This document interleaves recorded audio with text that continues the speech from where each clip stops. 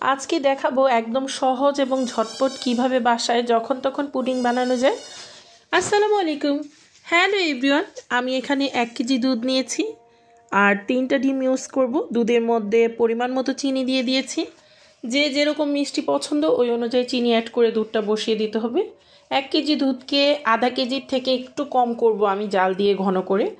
আর ডিমটাকে ব্লেন্ডারে দিয়ে একদম ব্লেন্ড করে নিচ্ছি, তাহলে আর হাতে ফেটার কষ্ট থাকে না।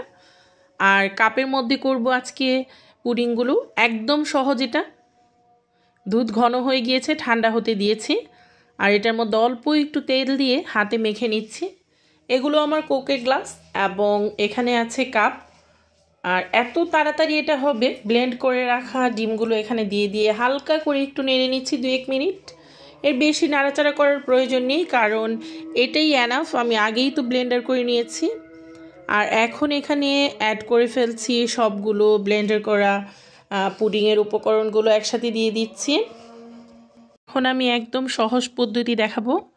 এখানে অল্প পানি দিতে হবে, 2 কোর পরিমাণ। এখানে আমি গামছা দিয়েছি যেন কাচের গ্লাসগুলো না লড়ে যায়, কারণ বেশি নড়াচড়া করলে এটা কাত হয়ে যেতে পারে। এর জন্য আমি এখানে পরে আরেকটা গ্লাস অ্যাড করে দিয়েছি, যেহেতু আমার আধা কেজি ছিল দুধ।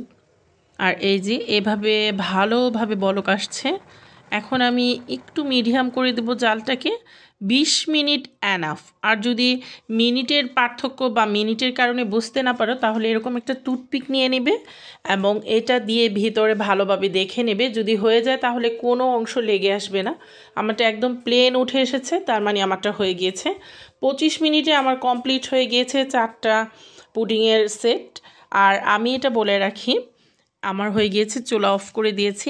এত সহজ নিয়ম এবং সহজ পদ্ধতিতে পুডিং বানানো আমার মনে হয় না কোথাও কেউ শিখাবে।